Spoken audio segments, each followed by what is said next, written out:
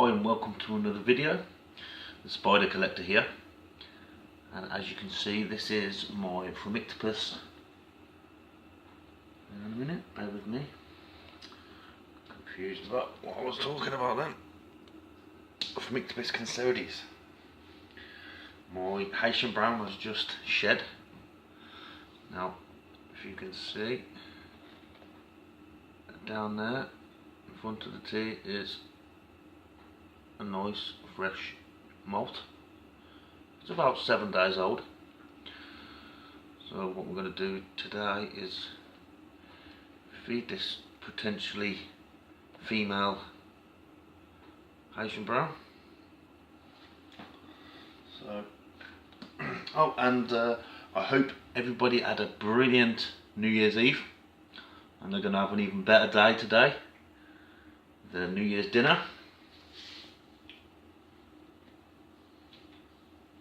2018 is going to be quite an exciting year for me. Plan to get some big rehousings done, some natural enclosures, feeding videos, a lot of what I've already been going through, but obviously my teas are going to be getting bigger and I'm going to be expanding my collection rather soon. Anyway, we're going to move on and get this tea fed.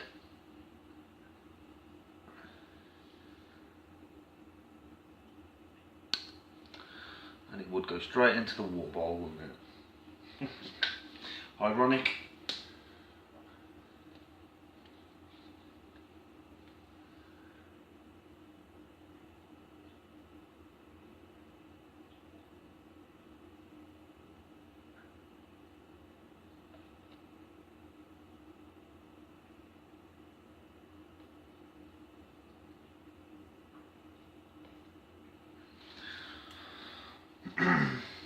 Usually this, as you know, if you watch my videos, you know that this tea usually jumps on its prey instantly. I only have to drop it next to the tea usually and it's jumping on top of it. So I'm going to drop in another one, if I can catch it.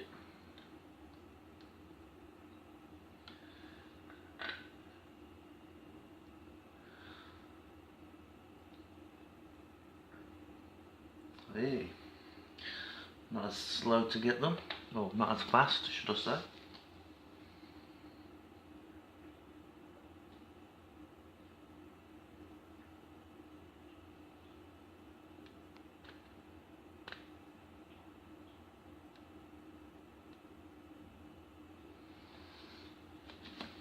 Starting to get more of its adult colours now. Some olives and then bronzes, looking really vibrant.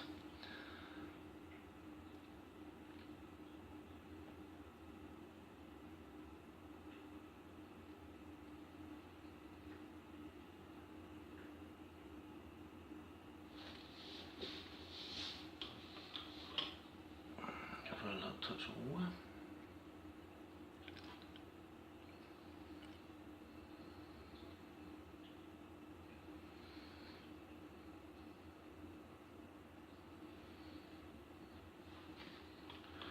There we go.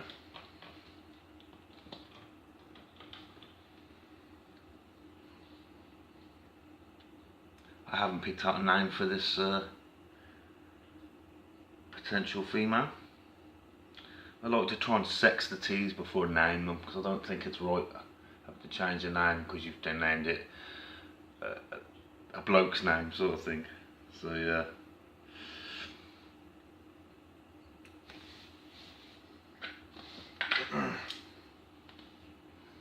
Right, I'm going to move on to the next tea that I've got to feed.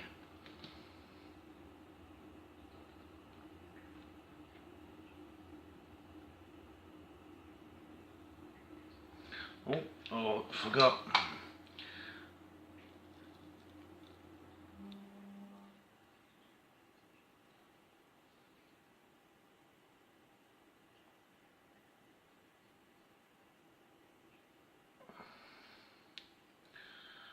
I may be able to get a potential sexing of this molt, depending on how mangled the abdomen is on this molt. So yeah.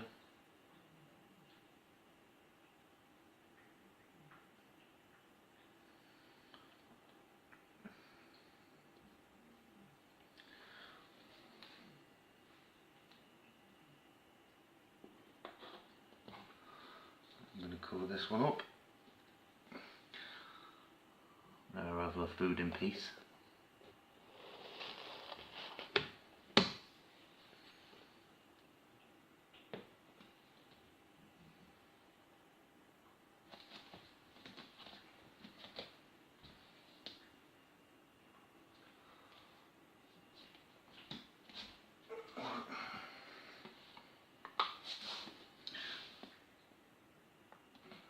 Also going to cover, this is my Elusive difficilis shed 2 days ago.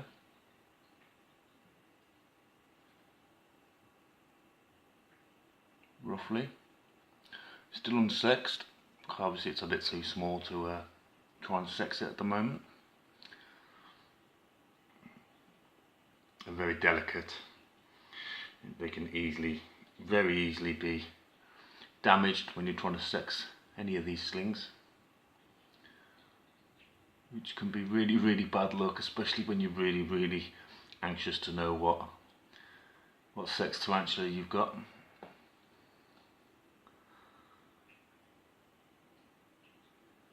So yeah, that's just one of that many. So yeah, there's quite a few of these that I've got now.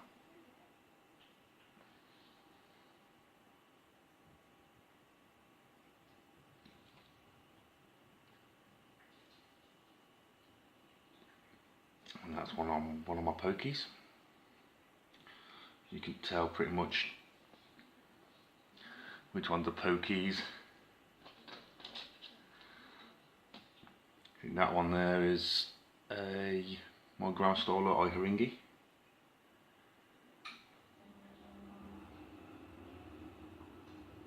But yeah, as you can see, there's quite a few there.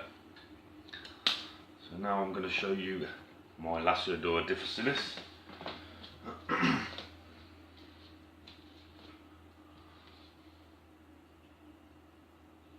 Also, I'm going to feed another couple more teas.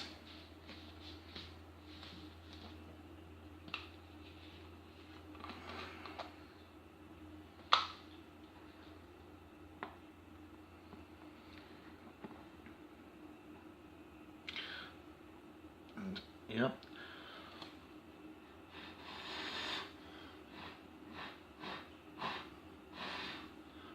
Too many springtails. I think I went a bit too nuts in the spring with the springtails on that one.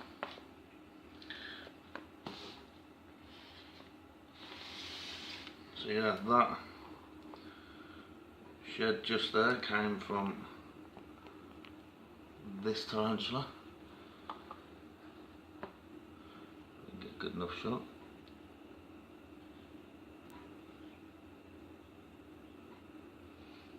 There's a lot of springtails in there.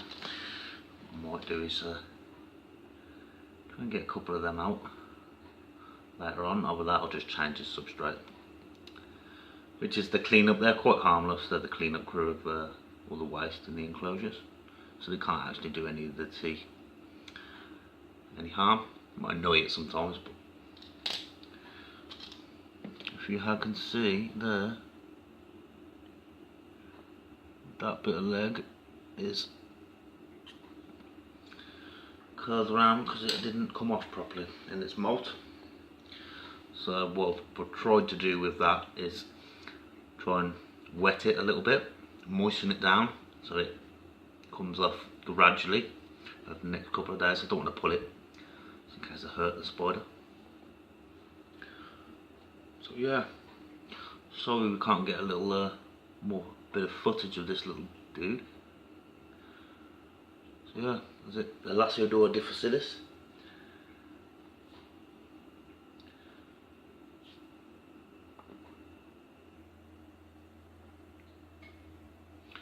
Oh, and it just climbed back out, so I thought I'd just get an extra 10-15 seconds of footage of the Elusive difficilis.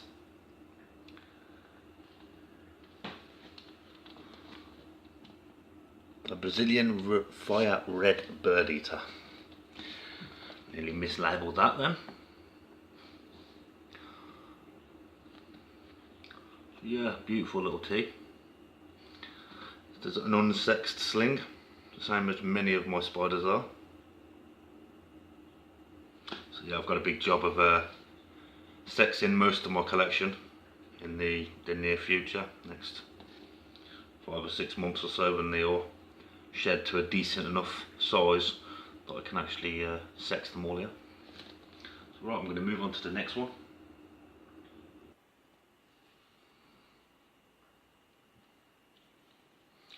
Hi, welcome back.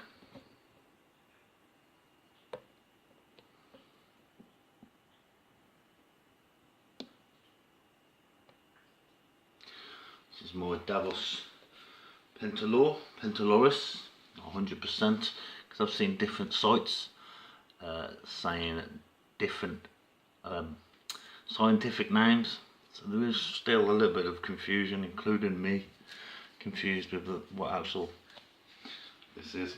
I don't think it's Cyclosternum fasciata, because that's got a black carapax, whereas this has got a gold one. So, and this is from Mexico, so yeah. Right, anyway, we're going to move on. We're going to a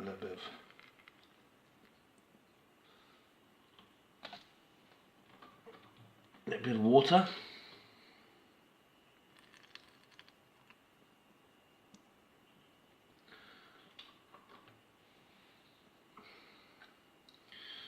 I'm going to drop in the cricket.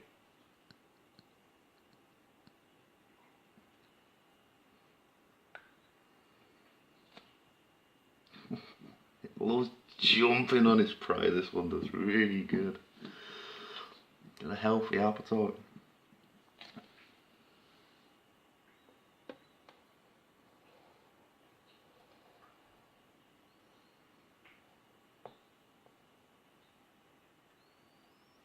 Awesome looking too.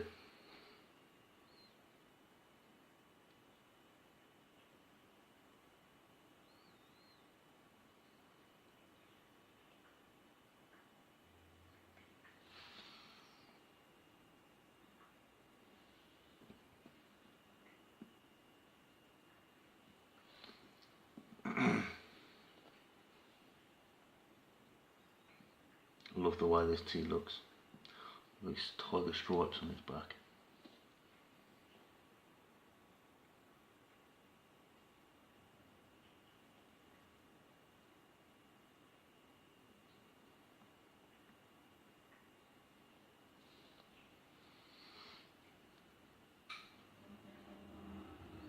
Since I've had this Tarantula, it's had 3 crickets and just devoured it instantly. The moment I put the crickets into its enclosure, just jumped on them straight away. So most of the time this tea actually stays halfway up its enclosure, between the lid, where the lid meets the top of its enclosure. I've also caught it digging as well, down the bottom by its cork bark. So yeah, it's a bit of a semi-fossorial / arboreal.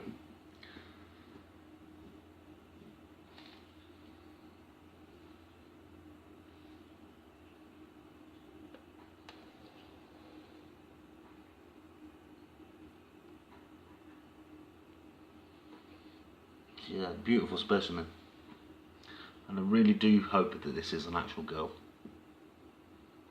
Nonetheless, I'll still be happy whether this is a male, but I will be finding somebody with a female, or vice versa, if see if we can get a breeding project on the go. There's a couple of people that I've got some plans to try and get some breeding projects on YouTube. So hopefully I will be approaching a few people in the near future. So yeah. Right guys, I'm going to move on to the next bit of business that we have to deal with today. So moving on.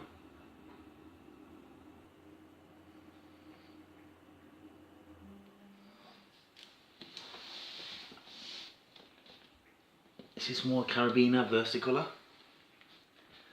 As you can tell by this gorgeous coloration under her abdomen. So I'm going to try and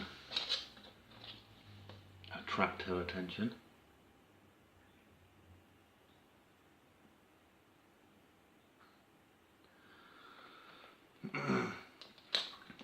To no avail. Let's see if she wants her first cricket of 2018.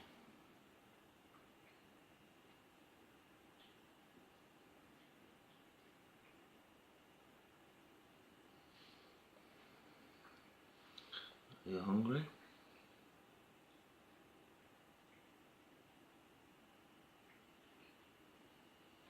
Maybe. Maybe not. She can turn around.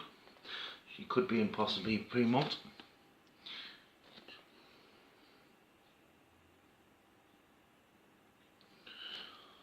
Quite possibly could be in pre-molt.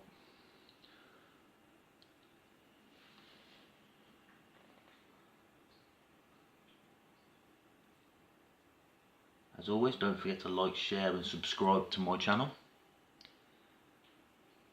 The competition that I've set up in the summer is still active to UK members only.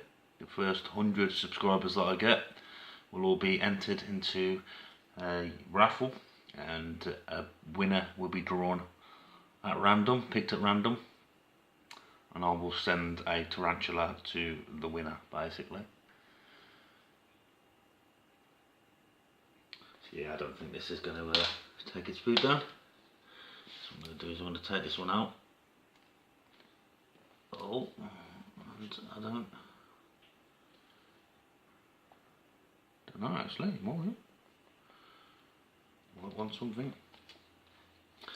You never know with these. I know this particular one likes to not go back in its enclosure once you've opened the lid. Tends to try and run around the top of the rim about 20 times before you can actually entice him to get back into his enclosure. It's an unsexed slin, so your guess is as good as mine.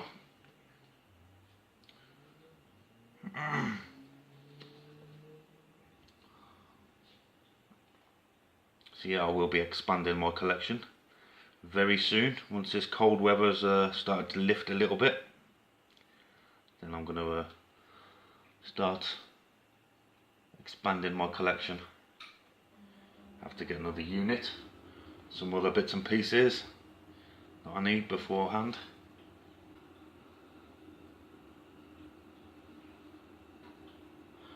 I'm not 100% certain whether this tea actually knows that its food is underneath it and not.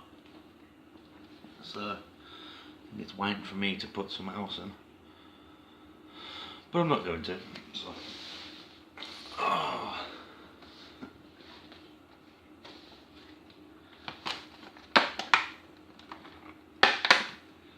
But then again, maybe I will.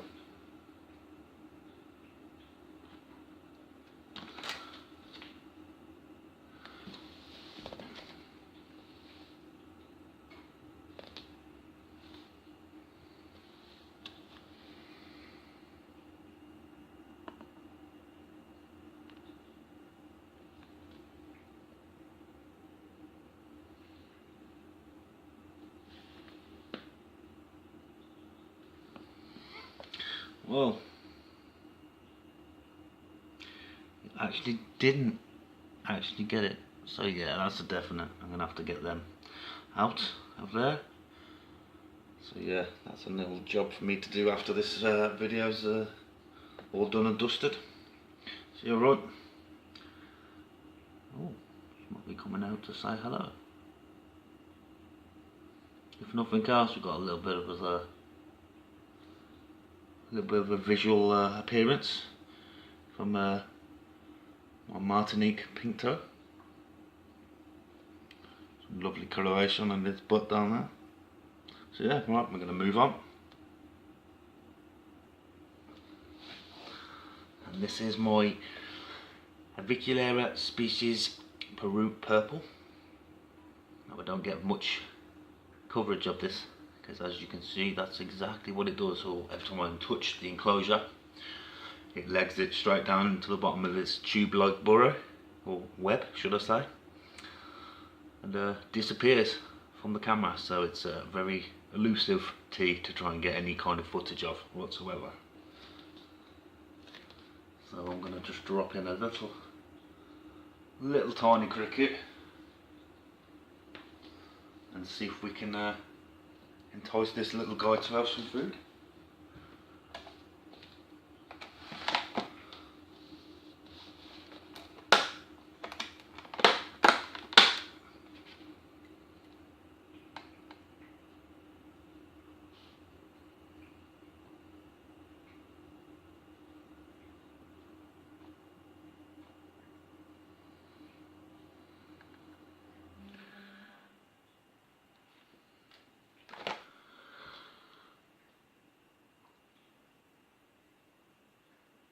And it actually caught it straight away.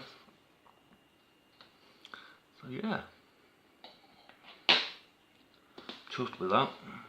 So that's actually eaten. As you can see, it's only a small cricket because the butt on that is absolutely massive.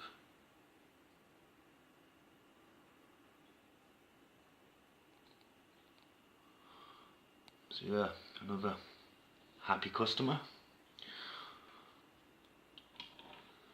Put a little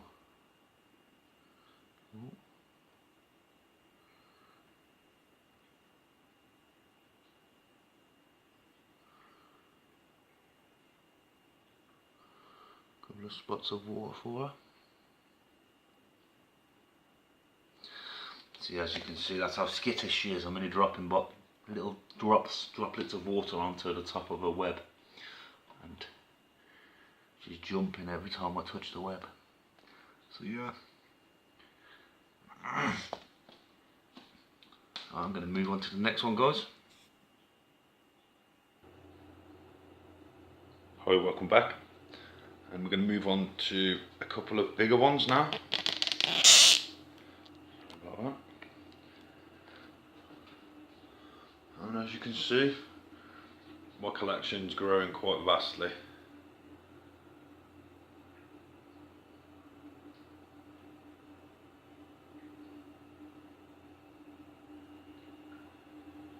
As you can see, I don't tend to bother with too much humidity in here. I mean, don't get me wrong, I do put vermiculite and sphagnum moss into pretty much most of my enclosures, and I spray them at least once a week so that they don't get dry, or too dry anyway. Some of the species that I have don't get a lot of water, some of them do. So, but yeah, there's the frogs on the second shelf down the bottom there, the roaches. All the ones with the blue tubs are pokies, including my Poecilotheria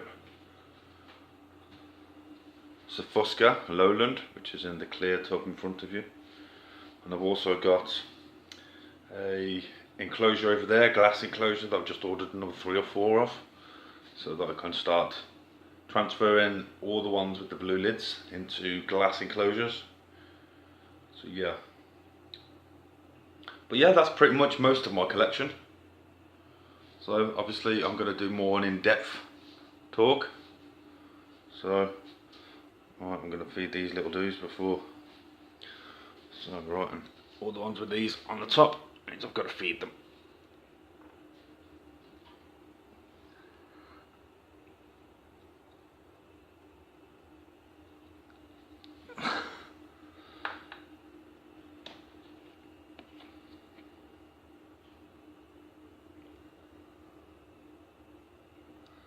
And he's actually at the back.